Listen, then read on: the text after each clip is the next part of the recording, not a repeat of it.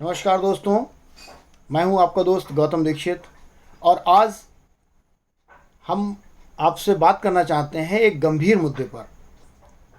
इससे पहले विद्यार्थी स्टडी पॉइंट पर हम जब भी मिले हैं, हमने किसी विषयगत या किसी कॉम्पिटिटिव एग्जामिनेशन को ध्यान में रखते हुए किसी ऑब्जेक्टिव क्वेश्चंस पर ही ध्यान केंद्रित किया है। लेकिन एक पहला प्रयोग है कि आज मैंने एक बहुत ही गंभीर मुद्दा चुना है आपसे बात करने का। उम्मीद है कि इस मुद्दे को हम आगे लेके चलते हैं। आइए कुछ बात करते हैं इस विषय पर। हमारा आज का जो चर्चित मुद्दा है वह है मानसिक स्वास्थ्य है। जी हाँ, एक ऐसा टॉपिक है कि इस विषय पर बहुत कम बातचीत होती है। और सबसे बड़ी समस्या तो ये है कि मानसिक स्वास्थ्य को हम स्वास्थ्य की श्रेणी में रखते ही नहीं हैं, या यूं कहें कि उसका आकलन, हमारे मानसिक स्थिति का आकलन हम स्वास्थ्य के पैरामीटर पर नहीं करते हैं। इसी विषय को गंभीरता से उठाने के लिए मैंने एक मुद्दा चुना है और उम्मीद करता हूं कि इसका डिस्कशन, इसमें जो आंकड़े जुटाए गए हैं या जिन फैक्ट्स की बात हम लोग करेंगे, यह भारत सरकार की जो सजगता इस विषय पर है, यह एक जनमानस के अंदर जो प्रचलित भावनाएं हैं, इन सब चीज़ों को लेकर के आज हम लोग इस विषय पर चर्चा करेंगे। आगामी 10-15 मिनट हम आपके साथ रहेंगे इस विषय पर, और हमारा पूरा प्रयास रहेगा कि आपका ध्यान इस तरफ आकृष्ट किया जाए। तो चर्चित मुद्दे में हम आगे बात करते हैं कि वर्तमान परिदृश्य में मानसिक स्वास्थ्य क्या है। तो मानसिक स्वास्थ्य क्या होता है? देखिए, एक अगर हम इसको परिभाषित करने की बात करें तो स्वास्थ्य का अर्थ मात्र रोग की अनुपस्थिति अथवा शारीरिक स्वास्थ्य नहीं होता है। जनरली अगर हम किसी से बात करते हैं और कहते हैं कि भाई साहब आप स्वस्थ हैं, तो इसका मतलब सिर्फ और सिर्फ शारीरिक स्वास्थ्य से लगाया जाता है। लेकिन हमें ये बात ध्यान रखनी चाहिए कि हमारा जो निर्माण है वो सिर्फ हमारे शरीर से नहीं हुआ है, बल्कि पंच महाभूतों से मिलकर हमारा निर्माण हुआ है। जैसा कि बचपन में हम सभी को पढ़ाया जाता है कि 5 कर्मेंद्रियां हैं, 5 ज्ञानेंद्रियां हैं। लेकिन जब ये सभी ज्ञानेंद्रियां और कर्मेंद्रियां मिलकर के मनुष्य का मानस पटल बनाती हैं, और फिर जब मनुष्य संपूर्ण रूप से स्वस्थ होता है, तब उस व्यक्ति को हम स्वस्थ की श्रेणी में रखते हैं। लेकिन बड़ा दुर्भाग्य है कि सामान्य तौर पर जो स्वास्थ्य का अर्थ है वो सिर्फ और सिर्फ हम शारीरिक स्वास्थ्य से लगाते हैं, जो कि इस विषय पर मैं प्रश्न चिन्ह के माध्यम से आपका ध्यान इस तरफ आकृष्ट करना चाहता हूं। तो देखिए कि जो हमारा शारीरिक स्वास्थ्य है, यानी जो स्वस्थ शारीरिक, मानसिक और सामाजिक की जो संपूर्ण स्थिति है, वो स्वास्थ्य की श्रेणी में आती है। जैसे आपसे कहे कि कोई व्यक्ति स्वस्थ किस दशा में हो सकता है? उसका शरीर स्वस्थ हो, उसका मानसिक स्तर स्वस्थ हो, और उसके जो सामाजिक दायरा है उस पार्टिकुलर व्यक्ति का, यानी वह जिस समाज में रह रहा है, जिस परिवार में रह रहा है, जिस परिवेश में रह रहा है, यदि वो सभी के साथ एक स्वस्थ व्यवहार अडॉप्ट कर रहा है, इसका मतलब है कि वह व्यक्ति स्वस्थ है। अगर इनमें से जरा सा कुछ भी अस्वास्थ्य की श्रेणी में आता है तो ये मानसिक बीमारी है, एक मानसिक अस्वस्थता है। इस विषय पर हमें ध्यान देना होगा। इस विषय पर एक लाइन और है, मनुष्य को सोचने, समझने, महसूस करने और कार्य करने की क्षमता को प्रभावित करता है हमारा मानसिक स्वास्थ्य। एक्चुअली हम इस विषय पर ध्यान तब देते हैं जब ये समस्या बहुत विकराल रूप धारण कर लेती है।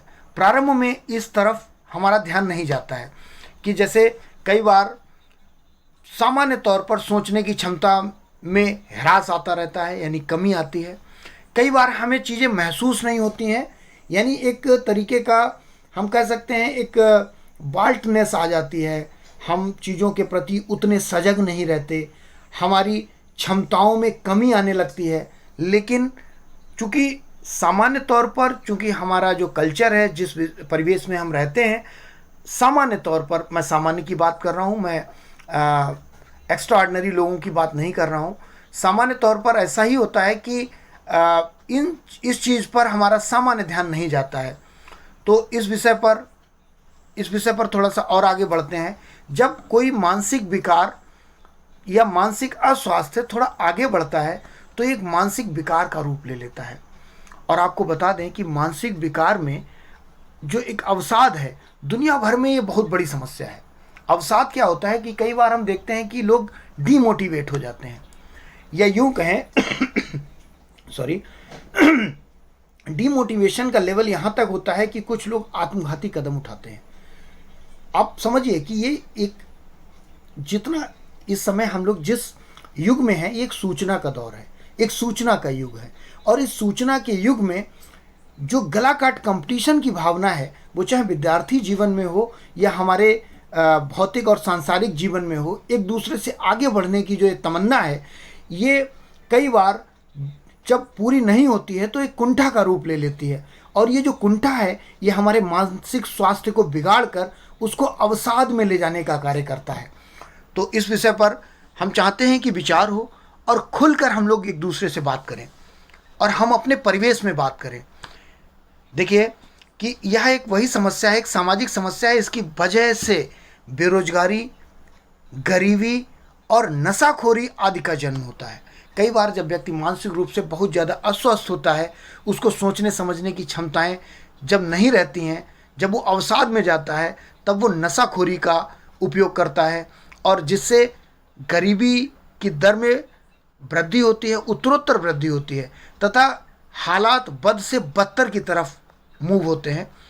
मानसिक रोगों में मानसिक रोग विभिन्न प्रकार के होते हैं। जैसे कुछ बहुत ही जस्टिफाइड हैं और कुछ बहुत ही रीजनेबल हैं, यानी जिनके नाम हमने सुने हैं, जैसे अल्जाइमर रोग, डिमेंशिया, अत्यधिक चिंता का होना, ऑटिज्म, डिसलेक्सिया, डिप्रेशन, नशे की लत, कमज़ोर याददाश्त, भूलने की बीमारी, भ्रम, ये सब वो स्थितियां हैं जो हमारे मानसिक अस्वास्थ्य को दर्शाती हैं। कई बार हमें लगता है कि यार हम कुछ चीज़ें भूल रहे हैं, हमारी याददाश्त कमज़ोर हो रही है। एक्चुअली ये एक उसी कहानी की तरह मुझे याद है कि मैं एक बार एक डॉक्टर से मिला था, तो उस डॉक्टर ने बताया था कि उस डॉक्टर के यहाँ एक पेशेंट आया था, तो उन्होंने कहा कि वो पेशेंट अक्सर खाना खाते हुए उसकी जीभ कट जाती थी। तो डॉक्टर ने उससे कहा कि भाई अगर आपकी जीभ कट जा रही, वो एक युवा व्यक्ति था, 24-25 साल का था, थोड़ा मजाक की बात है। तो उस डॉक्टर ने कहा कि भाई आपकी जीभ कट रही, क्या आपका विवाह हो गया है? तो उसने कहा कि नहीं, विवाह नहीं हुआ। तो डॉक्टर ने कहा कि आप विवाह कर लीजिए, आपकी जीभ कटना बंद हो जाएगी। तो एक बड़ी हास्यास्पद बात थी। तो बाद में मैंने उस पेशेंट के जाने के बाद मैंने डॉक्टर साहब से पूछा कि भाई ये आपने विवाह से इसे क्यों जोड़ा? तो बोले ये जीभ का कटना, ये इसकी कंसंट्रेशन, लैक ऑफ कंसंट्रेशन की वजह से होता है। यह व्यक्ति भोजन ध्यान पूर्वक नहीं कर रहा है, इस वजह से इसकी जीभ कट रही है। तो यहाँ पर ये बात, एक उदाहरण इसलिए लाया गया कि कई बार हमारी याददाश्त कमज़ोर होती है, हम भ्रम की स्थिति में रहते हैं, हमें भूलने की बीमारी होती है, नशे की लत अगर किसी को लग जाती है, ये सब मानसिक विकार हैं। अगर कोई भी ऐसा व्यक्ति हमारे आसपास रहता है तो हमें उस व्यक्ति के प्रति हमारी संवेदनाएं वैसी ही होनी चाहिए जैसे हम किसी बीमार व्यक्ति को देखकर उसके प्रति नाजुक भावनाएं रखते हैं तथा उसको सही उपचार हेतु उसका मार्गदर्शन करते हैं। तो ये हम सभी स्वस्थ लोगों का ये नैतिक दृष्टिकोण है कि हम इस विषय पर भी विचार करें। देखिए, उदास महसूस करना, ध्यान केंद्रित करने की क्षमता में कमी होना, दोस्तों तथा अन्य गतिविधियों से अलग होना, अत्यधिक थकान का होना, समय से ज़्यादा और अत्यधिक निद्रा की समस्या, यानी यदि आपको नींद भी बहुत ज़्यादा आ रही है, आपको अक्सर सामान्य से ज़्यादा थकान लग रही है, तो ये ध्यान रखिए, ये मानसिक अस्वास्थ्य का लक्षण है। इन लक्षणों के अंतर्गत ये सारी समस्याएं पैदा होती हैं। क्योंकि मेरा उद्देश्य है कि आपका ध्यान इस ओर जाए। भारत में मानसिक स्वास्थ्य की स्थिति पर एक थोड़ा सा चर्चा करते हैं। हमारे भारत में अगर मानसिक स्वास्थ्य संबंधी आंकड़ों की बात करें तो विश्व स्वास्थ्य संगठन यानी WHO की एक रिपोर्ट है, उसके अनुसार भारत में कुल आबादी का किसी न किसी प्रकार से मानसिक स्वास्थ्य से जूझ रही आबादी 7.5% है। अब देखिए, ये आंकड़ा बहुत बड़ा है भाई साहब। 7.5% हमारी आबादी मानसिक स्वास्थ्य से जूझ रही है। अब आप देखिए कि विश्व स्वास्थ्य संगठन की एक रिपोर्ट है, विश्व स्वास्थ्य यानी WHO ने 10 अक्टूबर को हर वर्ष इस समस्या के लिए लोगों का ध्यान आकर्षित करने के लिए विश्व मानसिक स्वास्थ्य दिवस मनाया जाता है। ये लगातार 1992 से निरंतर मनाया जाता रहा है। और मानसिक स्वास्थ्य को प्रभावित करने वाले कारक, अगर हम इस विषय पर विचार नहीं करेंगे तो ये हमारा आपका डिस्कशन अधूरा रह जाएगा। तो मानसिक स्वास्थ्य को प्रभावित करने वाले कई कारक हैं, जैसे अनुवांशिकता भी एक कारण है। कई बार माता पिता मानसिक रूप से अस्वस्थ होते हैं, तो कुछ बच्चों में देखा जाता है कि बच्चे अनुवांशिक रूप से अस्वस्थ हैं, लेकिन ये आंकड़ा एक है। दूसरा आंकड़ा है गर्भावस्था संबंधी पहलू। कई बार प्रॉपर न्यूट्रिशन न मिलने की वजह से या गर्भावस्था में कुछ हार्मोनल डिसबैलेंस की वजह से बच्चा मानसिक रूप से अपंग पैदा होता है, या मानसिक रूप से उसकी हालत गंभीर होती है या उतना स्वस्थ नहीं होता है, एक अलग श्रेणी है। लेकिन आज हमारा जो बात करने का ढंग है, जो जिस विषय पर हम बात करना चाहते हैं, वो ये तीसरा पॉइंट है, मस्तिष्क में रासायनिक असंतुलन। अब आप कहेंगे कि भाई साहब, मस्तिष्क में रासायनिक असंतुलन किस प्रकार पैदा होता है? जिस प्रकार हम किसी खुशनुमा चीज़ को देखकर हमारे जहन में, हमारे मन में एक अच्छी भावना पैदा होती है, तो जैसे ही हम किसी चीज़ के प्रति संवेगात्मक रवैया अपनाते हैं, हमारे मस्तिष्क में, हमारे हार्मोन्स में कुछ ऐसे केमिकल रिलीज होते हैं जिससे हमें खुशी की अनुभूति होती है। लेकिन अगर इसी के विपरीत, अगर हम किसी ऐसी चीज़ को देखते हैं जिससे हमें घृणा का भाव पैदा हो, जिससे हमें गुस्सा का भाव पैदा हो, तो ये गुस्सा, ये घृणा, ये वैमनस्यता, ये बहुत सारी जो ऐसी चीज़ें हैं, जब ये भाव कब पैदा होते हैं? जब हमारे ब्रेन में कुछ ऐसा केमिकल रिलीज होता है जिससे भय पैदा हो, कोई आपको अप्रत्याशित घटना घटित होती है तो एक मस्तिष्क में एक अलग प्रकार का केमिकल रिलीज होता है। तो हमारे मस्तिष्क का जो रासायनिक संतुलन है, ये हमारे मानसिक स्वास्थ्य के प्रति बहुत बड़ा योगदान देता है, बहुत बड़ा रोल प्ले करता है।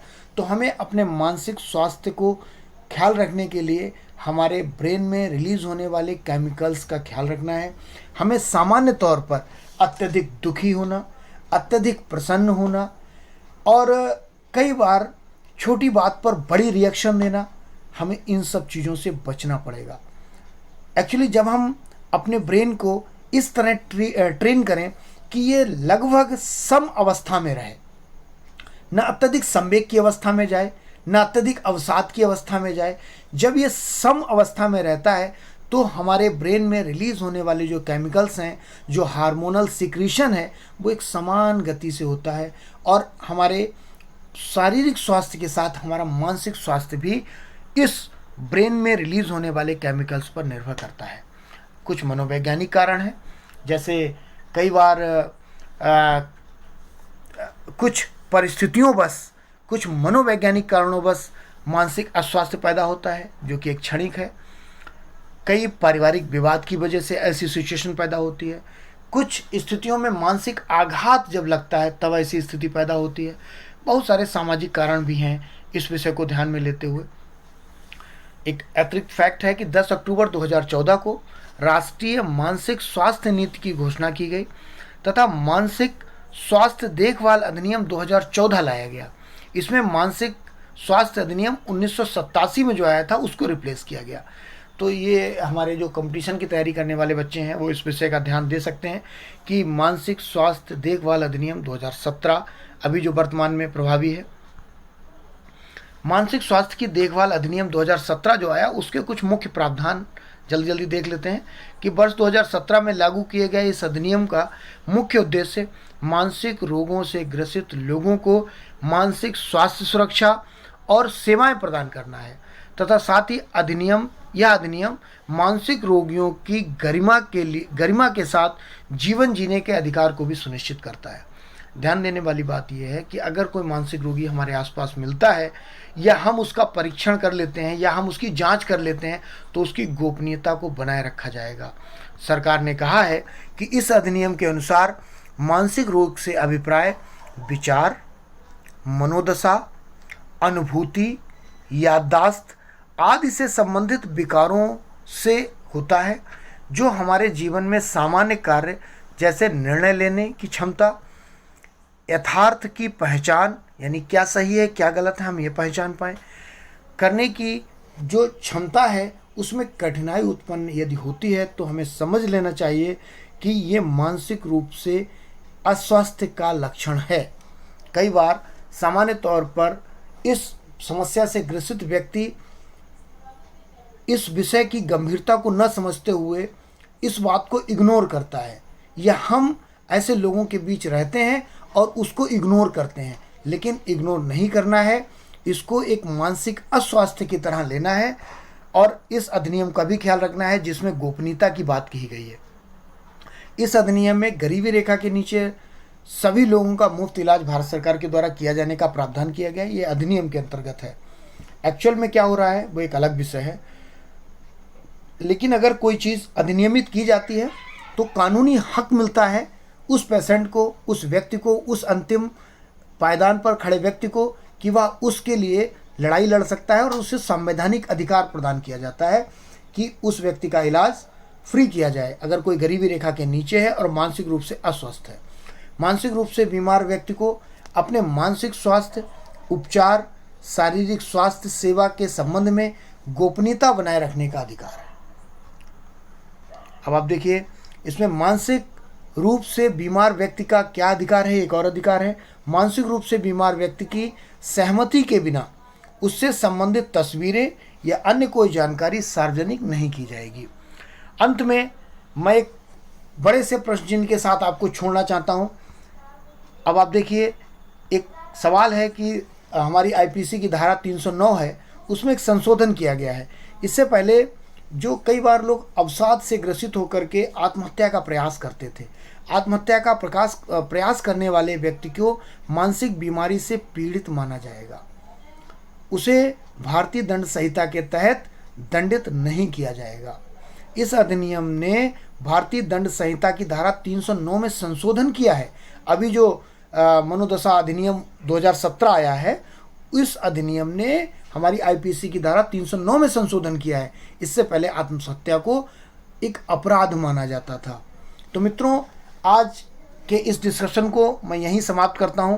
ये हमारा आज का डिस्कशन था और ये एक ज्वलंत डिस्कशन था। चूँकि 17 मिनट हो चुके हैं, मैं यहाँ पर एक आपको बड़े से प्रश्न चिन्ह के साथ छोड़ के जाता हूँ कि कभी आपने इससे पहले मानसिक स्वास्थ्य से जुड़े मुद्दे को गंभीरता से लिया है? यदि लिया है तो क्या आप अपने आसपास उन लोगों को चिन्हित कर सकते हैं जो आपको लगता है कि उनको मानसिक स्वास्थ्य परीक्षण की आवश्यकता है, या उनके प्रति कुछ नर्म रवैया इख्तियार करने की हमें आवश्यकता है? वास्तव में उन लोगों के प्रति जो मानसिक रूप से बीमार हैं, उनके प्रति घृणा का भाव नहीं रखना है, उनके प्रति आत्मीयता का भाव रखना है। उनसे क्रोध से नहीं बल्कि उनसे मोहब्बत से बात करनी है और उनकी इस समस्या को अगर हो सके तो हम कन्विंस करें और उन्हें मानसिक रोग विशेषज्ञ तक पहुंचाने का कार्य हम करें। ये हमारी नैतिक जिम्मेदारी है। एक पढ़े लिखे एक सामाजिक प्राणी होने के नाते ये हमारा आपका सबका संगठित प्रयास होना चाहिए कि इस विषय पर हम काम करें। हालांकि मैं आपको बता दूं, ये विषय हमारे उन सभी विद्यार्थियों के लिए भी है जो यूपीएससी की तैयारी कर रहे हैं और मेंस को ध्यान में रख कर के अगर पढ़ाई कर रहे हैं, या यूपीपीएससी मेंस के लिए इस तरह के जो विषय हैं उन पर लेख लिखने को आते हैं, तो उन सब विद्यार्थियों के लिए ये समग्र रूप से महत्वपूर्ण है। तो इन्हीं सब विचारों के साथ मैं आपका दोस्त गौतम दीक्षित, विद्यार्थी स्टडी पॉइंट पर आप हमें सुन रहे थे। जय हिंद, जय भारत। आप अपना और अपने परिवार का बहुत ख्याल रखिएगा। तब तक के लिए नमस्कार।